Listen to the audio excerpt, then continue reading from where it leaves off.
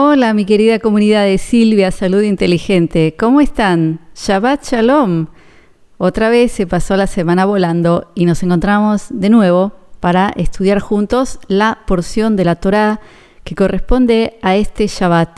Es decir, para los que no me conocen, yo estoy en Israel, en Galilea, y ya venimos un año casi estudiando cada Shabbat la porción del Antiguo Testamento correspondiente a esta fecha. Y venimos aprendiendo cosas maravillosas y súper relevantes a lo que nos pasa hoy en el mundo. Y hoy tenemos una parashá interesantísima, como siempre, y fuertísima. Se llama Jucat. ¿Ok? Entonces vamos a ver dónde está. Vamos a ver en español, en Mi Reina Valera. Hablamos del libro Números, que en hebreo se dice Bamidbar, y Bamidbar quiere decir en el desierto, porque es la parte de la Torá, una de las partes donde se habla de la época que los hebreos pasaron caminando por el desierto hacia la tierra prometida desde Egipto, desde la salida de Egipto.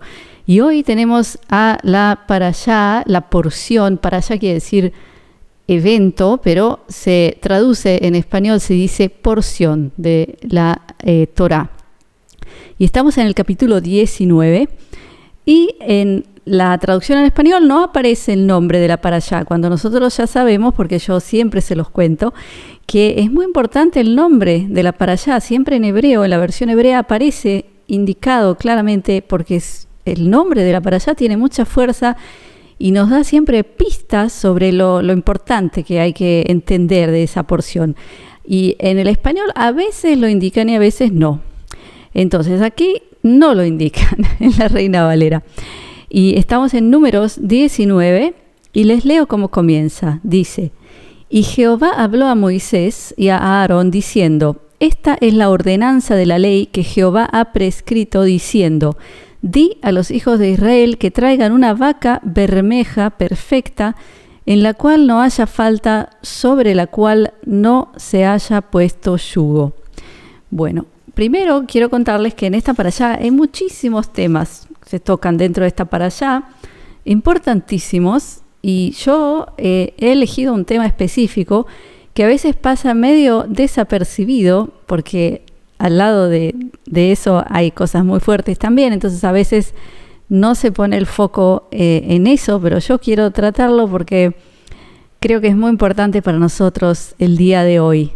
Primero que empecemos con que hay ya un error muy grave en la traducción. Eso es también parte de lo que aprendemos aquí, porque yo les leo del hebreo y ahí vemos que está mal traducido y a veces hay cambios en lugares que son bastante críticos. O sea, digamos que todo es crítico, porque de la Torá no se puede cambiar ni un punto ni una coma.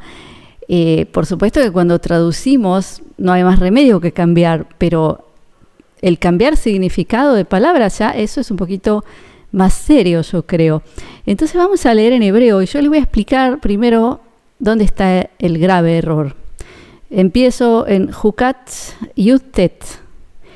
Dice: Vayedaber Adonai el Moshe ve'el Aaron leemor, Sot Jucat HaTorah asher tziva Adonai leemor davar el Bnei Israel veikhu eleja para adumat mima, y así continúa. Bueno, vamos a ver qué es lo que dice aquí. ¿Cómo se llama la parashá? La parashá se llama Jucat. ¿Ok? Se los escribo aquí. ¿Y de dónde viene Jucat? Jucat viene de Jok. ¿Qué quiere decir Jok? Jok quiere decir ley. ¿Ok? Entonces, ¿qué dice? ¿Cómo empieza esta parashá? Si yo lo traduzco bien, dice que Dios habla con Moisés y Aarón y les dice: esta es la ley de la Torá. ¿Ok? Y ahí está el tema interesante, porque todos conocen, me imagino, el término Torá, pero ¿alguien sabe lo que quiere decir? Entonces vamos a explicar bien. La Torá es el nombre en hebreo del Antiguo Testamento. En español se le llama Antiguo Testamento. Pero ¿qué quiere decir la palabra Torá? Yo se las escribo aquí. Torá viene de la raíz moré, Moré, ¿qué quiere decir moré en hebreo? En hebreo quiere decir maestro. Pero, ¿de dónde viene la raíz? La raíz viene de leorot. Leorot quiere decir indicar, alguien que te dice, hacia ahí tienes que ir. Es como una ordenanza. Y eso es muy importante. Es como decir una orden. Si yo te digo, te ordeno que hagas algo, te digo, Ani morá leja, yo te ordeno. O sea que Torah viene a ser una especie de grupo de órdenes, porque ya sabemos que dentro de la Torah están todas las leyes, las leyes de la Torah, las famosas, ¿no es cierto? Pero hay que hacer una división y hay que discernir entre lo que es ley y ordenanza. Muy importante. Entonces, ¿cómo empieza esta parasha diciendo? Esta es la ley de la ordenanza, porque Torah es eso. Y miren cómo lo escriben en la Reina Valera. Lo escriben. Esta es la ordenanza de la ley. Es decir, 100% al revés, 180 grados de lo que dice en hebreo. Y el por qué lo vamos a dejar un poquito en puntos suspensivos, porque eso lo vamos a hablar al final. Yo quiero hablarles de lo que pasa un poquito desapercibido en esta parashá, y se los voy a leer primero en español para que sepan de lo que hablamos y luego en hebreo. Llegamos al capítulo 20 de Números y como dice, y llegaron los hijos de Israel, toda la congregación al desierto de Sin en el mes primero y asentó el pueblo en Cades y allí murió María y fue allí sepultada. Y como no hubiese agua para la congregación, juntáronse contra Moisés y Aarón. Perfecto. Y luego llega al momento en el que Moisés golpea la roca. ¿Se acuerdan de el evento famosísimo que muchos malinterpretan que por eso Moisés no entró en la tierra prometida, lo cual no es correcto, pero ya lo hemos hablado en las porciones anteriores. Pero ¿cuál es el punto que yo digo que a veces pasa un poquito desapercibido? Es que fallece Miriam, María. Y aquí hay algo importantísimo, porque ¿qué es lo que ocurre? Se cuenta que el pueblo de Israel llega ahí a ese lugar en el desierto de Sin, ¿ok? Y muere María y es sepultada. Inmediatamente después no hay agua y ahí empieza el pueblo a quejarse y al final lo que ocurre es que cuando Moisés golpea la roca, por más que Dios le dijo, háblale a la roca, Dios dice, a esta congregación no la haré entrar en la tierra prometida, porque la congregación no entendió. Pero, de nuevo, eso lo vamos a dejar para después. Pero lo que ocurre aquí es muy interesante con respecto a María, Miriam en hebreo. Y para eso vamos a recordar un poquito sobre ella, porque aquí hay maravillas que tenemos que entender sobre esta mujer Miriam. ¿Dónde empieza a aparecer Miriam, María? En Egipto. O sea, si volvemos al libro Éxodo, donde empieza toda la historia de Moisés, se cuenta que el faraón, los magos del faraón, o sea, eso lo explican los sabios hebreos, que los magos del faraón habían tenido una predicción que veían que iba a llegar un salvador, un varón que tenía que nacer en esos días y que iba a liberar a el pueblo hebreo, y los magos en sí no sabían qué iba a ser, si iba a ser hebreo o no, pero ellos dijeron que era un varón que iba a nacer en esos días. Y ahí fue cuando el faraón, se lee aquí en la Biblia, en Éxodo número 1, que el faraón le dice a dos parteras hebreas, le dice, cuando ustedes hagan un parto y salga varón, lo tienen que matar. Y si es mujer, no, la dejan vivir. Ok. ¿Y qué ocurre? Estas dos parteras hebreas no lo hicieron, porque ellas vieron al faraón y dijeron, ok, faraón, pero hay otro que está arriba de él, que es más importante. Y eso no se puede hacer, lo que nos está diciendo este señor. O sea que estas dos parteras cumplieron la ley que está más arriba, que es la ley. O sea que no respetaron un decreto de un gobernante que está en la tierra, que era el faraón. Fantástico. Entonces, ¿qué ocurre? Que el faraón se da cuenta y se entera y las vuelve a llamar y les dice, ¿por qué están haciendo esto? Veo que niños hebreos, varones, siguen vivos. Entonces ellas le dicen, porque las mujeres hebreas son tan fuertes que paren antes de que nosotras llegamos, ni alcanzamos a nosotras a agarrar al bebé. O sea, ellas ya parieron cuando llegaron y ya se llevan el niño. Fantástico. Entonces, ¿qué hizo el faraón? Dio otro decreto y dijo, ahora hay que matar a todos los niños, o sea, hebreos o no hebreos. Da ese decreto, ni más ni menos. O sea, es capaz de dañar a su propio pueblo con tal de evitar que nazca ese niño que al parecer iba a ser un gran salvador para el pueblo, que iba a hacer que se libere el pueblo. Fantástico. Entonces, ¿qué ocurre con el pueblo hebreo? Los hombres hebreos, y más que nada el principal fue el padre de Moisés, que Moisés todavía no había nacido, era padre de Miriam y de Aarón. El padre dice que tiene que divorciarse y echa a su esposa, porque dice, ya no vale la pena traer más niños al mundo, porque eso es lo que está pasando. O sea, estaban matando a todos los varones. ¿Y qué hace su hijita, que bueno, no era tan pequeña, porque ya tenía la capacidad de hablar y discernir? Y le dice a su padre, padre, tu decreto es peor que el del faraón, porque el decreto del faraón está pidiendo matar a los varones, pero tú haces que mueran todos, porque tú no vas a tener ningún hijo, o sea, ni varón ni mujer.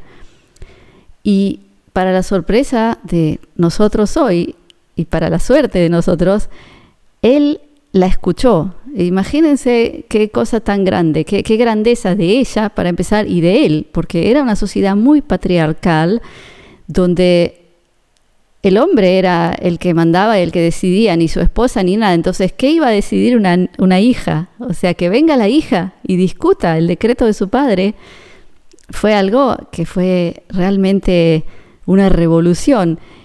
Además, que todos los demás hombres hebreos también habían hecho lo mismo, después de que vieron a el padre de Miriam, que era un hombre muy importante. Entonces todos ellos hicieron lo mismo. Entonces cuando ella convence a su padre que vuelva a su esposa, todos los hombres hacen lo mismo. Entonces vamos a entender qué pasó aquí. ¿Qué es lo que hizo Miriam? Miriam salvó al pueblo de Israel. Es como si ella hubiera sido la partera del pueblo de toda la nación Israel, porque si ella no se hubiera metido a discutir con su padre, no hubieran nacido más niños. ¿Se dan cuenta la grandeza de esta mujer? Y vamos ahora a ver los secretos que hay dentro del nombre Miriam, en hebreo, por supuesto. Les pongo aquí el nombre Miriam. O sea, el nombre Miriam se puede analizar de muchas maneras. Primero, podemos analizar literal, se puede leer exactamente Marim, o sea, con las mismas letras, tal como está escrito ahora, puedo decir o Miriam, si le pongo la puntuación que me hace la fonética, las vocales de la I, ¿no es cierto? O puedo leer Marim. ¿Y qué quiere decir Marim? Marim quiere decir amargo, amargos, amarguras. O sea que nosotros vemos que Miriam tiene dentro de sí algo que es amargo, porque es encarar el decreto del faraón, el decreto de su padre, todos los momentos tan difíciles. Y luego, ¿qué más hay dentro de ese nombre? Si separamos las primeras letras, las primeras dos de las segundas dos, aparece Mary. O sea, ¿qué es Mary? Mary es rebelión. O sea que dentro de la palabra Miriam tenemos rebelión de las amarguras. O sea que es como que ella no acepta la gzerá. Y ahora les voy a enseñar una palabra muy importante que está de moda hoy en día también. ¿Qué es gzerá? Gzerá es decreto o ordenanza también se puede decir. Por ejemplo, hoy cuando el gobierno decide todo tipo de cosas como ponerse la mascarilla, sacarse la mascarilla, se le dice gzera en hebreo.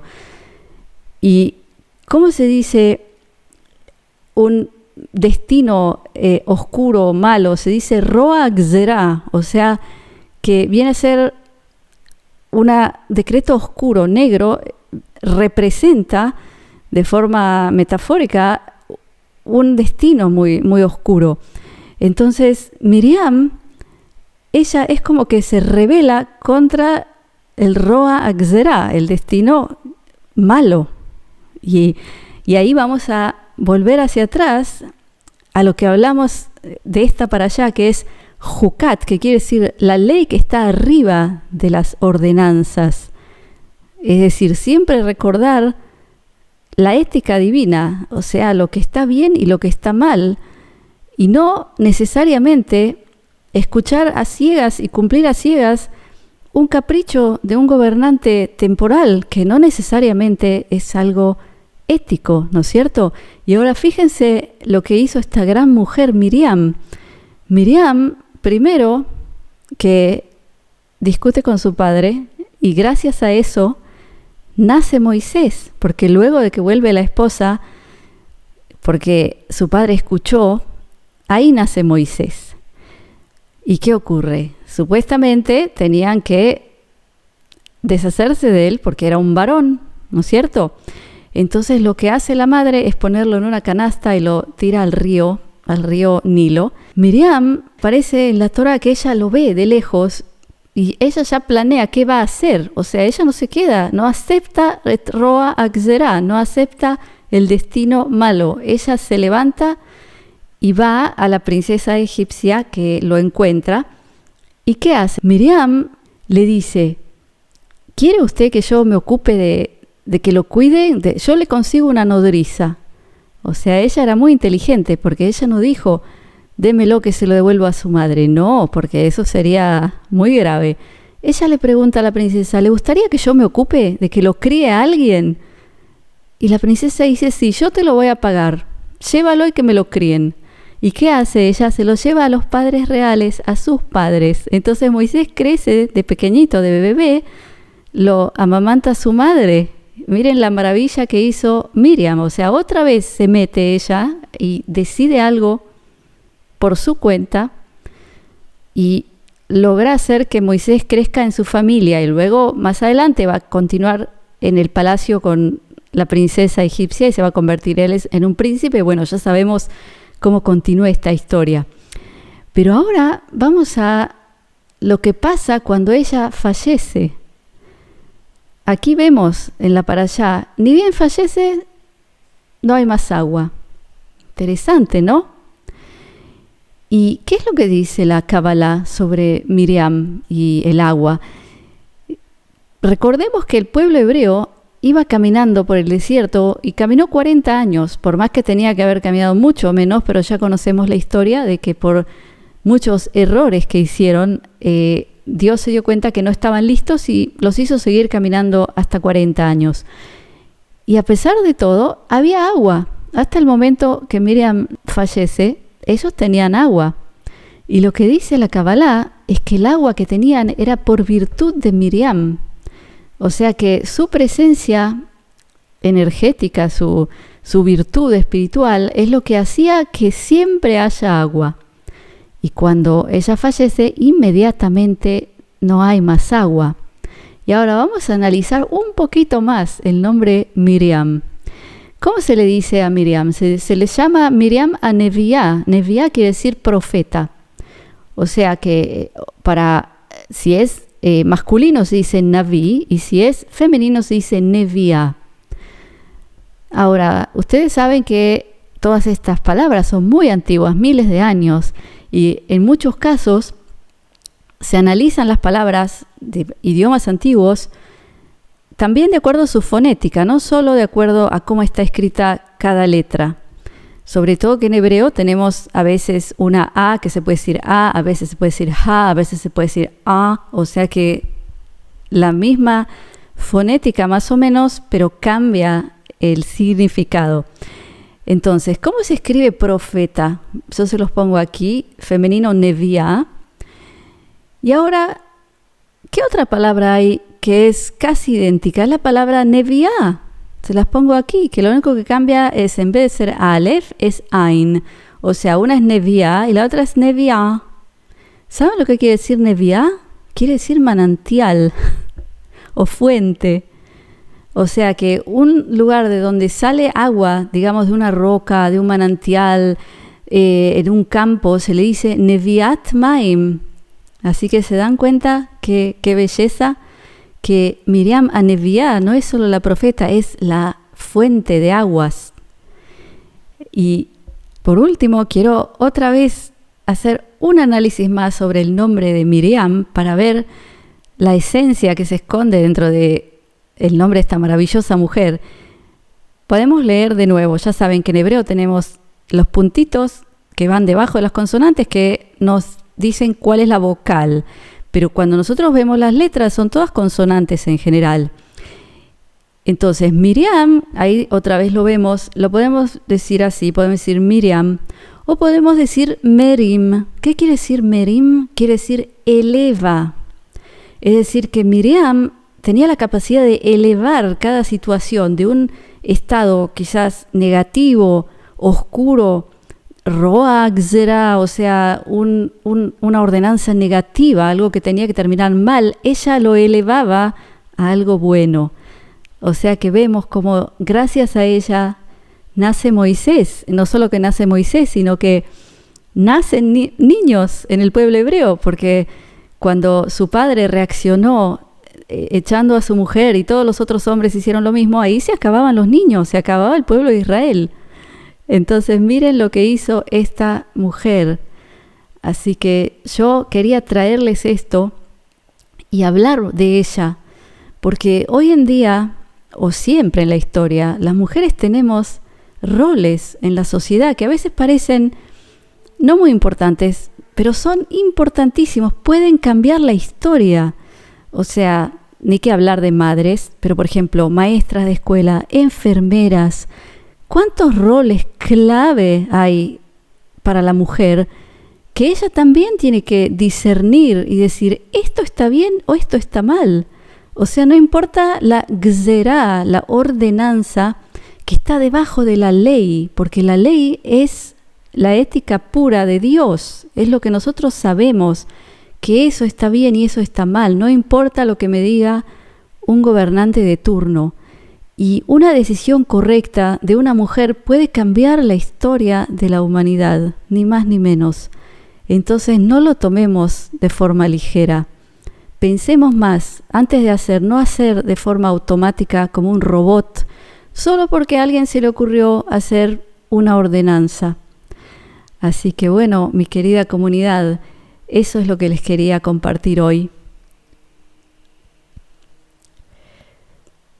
Ya ven qué maravillas se pueden descubrir cuando sabemos hebreo, ¿no es cierto? Cuando conocemos las letras y podemos analizar. Y como siempre, yo les recomiendo aprenderlo, porque solo fíjense cómo empieza esta porción de la Torá, como es exactamente al revés de lo que dice en hebreo, que es muy interesante. La pregunta es ¿por qué lo hacen así? ¿No es cierto? Y segundo, cuando analizamos una sola palabra, ¿cuánto se esconde adentro de ella? ¿Qué maravillas podemos descubrir? Entonces, si quieren aprender hebreo, por supuesto hay mucho material online, pero para aprender un idioma antiguo y sobre todo para leer la Biblia, que es un libro tan importante, yo recomiendo hacerlo con profesionales que saben enseñarlo, porque es un idioma con otras letras, que se escribe de derecha a izquierda, o sea, hay que aprenderlo con quien sabe enseñarlo. Y para eso yo les recomiendo la mejor academia del mundo en idiomas bíblicos que está aquí en Israel y enseña online, con cursos en vivo, con profesores de habla hispana. Si no, se pueden tomar también cursos grabados. O sea, hay muchas opciones para leer el Antiguo Testamento, el griego para leer el Nuevo Testamento, el arameo para leer el libro Zohar, el libro de la Kabbalah, el más importante, etcétera. O sea, hay cursos para todo lo que tiene que ver con idiomas sagrados, de nuestros textos que nosotros aprendemos. Entonces, yo les pongo abajo el enlace para que ustedes pongan sus datos de contacto y ellos los contactan a ustedes para contarles qué cursos hay, para que ustedes puedan elegir lo que quieren. Y por último, no se olviden que ya está mi plataforma personal, comunidadsilvia.com. En mi plataforma personal, que es cerrada, es privada, y la hice especialmente así porque, como ya todos saben, no hay más libertad de expresión en las redes sociales. Entonces, por eso tuve que hacer una comunidad privada para poder hablar libremente. O sea que hago transmisiones en vivo más de una vez por semana y también invito personalidades, gente que a mí me interesa y que yo creo que puede traer valor a esta comunidad. Yo los invito a entrar abajo al enlace donde está mi comunidad para que vean el calendario. Hay un calendario con las transmisiones que van a ver próximamente. Luego, dentro de mi comunidad tenemos el foro, que es privado, que es nuestra red social, donde ya hay mucha gente que ya se está compartiendo información, están conociéndose, están dándose ideas. Y eso también es muy importante, porque aquí no es como en otras redes donde si ustedes dicen algo que alguien decide que no le gustó, les borran la cuenta. No, aquí nadie les va a borrar la cuenta, a menos que hagan algo muy serio, pero no, yo soy la responsable y mi intención es darles a ustedes un lugar para poder expresarse libremente. Entonces, únanse a mi comunidad porque hay mucho para disfrutar dentro de ella. Entonces, mi querida comunidad, como siempre, mi bendición, mi brajá de briut, que es salud, de shalom, que es paz, de ahavá, que es amor, y shefa shel dvarim tovim, que es bonanza de cosas buenas. Gracias por estar conmigo. Shabbat shalom.